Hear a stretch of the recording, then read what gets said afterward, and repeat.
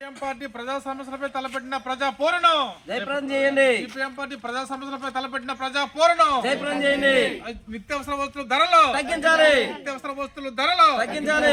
మహిళలకు రక్షణ కల్పించాలి. మహిళలకు రక్షణ కల్పించాలి. We want ప్రజా సమస్యల పరిష్కారం కోసంగా దేశవ్యాప్తంగా సిపిఎం పార్టీ ఆధ్వర్యంలో 8వ తారీఖు నుంచి 14వ తారీఖు వరకు ప్రజా సమస్యలు తెలుసుకోవడం కోసం, ఆ సమస్య పరిష్కారం కోసంగా ప్రజాపోరు కార్యక్రమం జరుగుతూ ఉంది.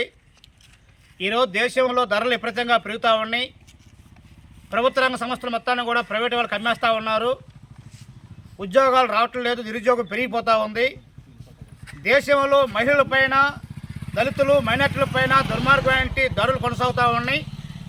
దాని నివారణ కోసం ఏమాత్రం కూడా పరిష్కారం చూపట్లేదు. నివారణ చేయడంలో కేంద్ర రాష్ట్ర ప్రభుత్వాలు విఫలమైనవి.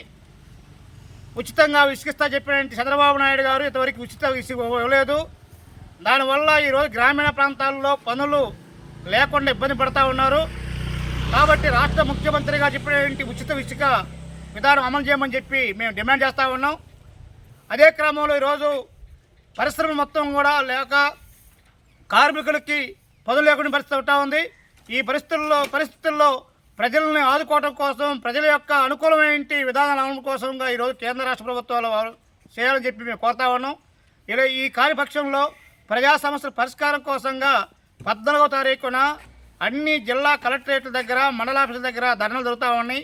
ఈ ధర్నాల్లో ప్రజలు ఇబ్బందులు ఎదుర్కొనే ప్రజలందరూ కూడా ఈ ధర్నాలో పాల్గొని చెప్పని చెప్పి కోరుతా ఉన్నాం. 14వ తారీఖున అమలాపురం కలెక్టరేట్ జరిగే ధర్నాలో ప్రజలందరూ పాల్గొని జయప్రదం చెప్పి కోరుతా ఉన్నా. అండ్రా మాల్యాద్రి, సిపిఎం పార్టీ రాష్ట్ర కమిటీ సభ్యులు. ఇవ్వాలి ఉచిత ఇసుకను, తగ్గించాలి అధిక ధరలను, ప్రజా పోరును జయప్రదం చేయండి.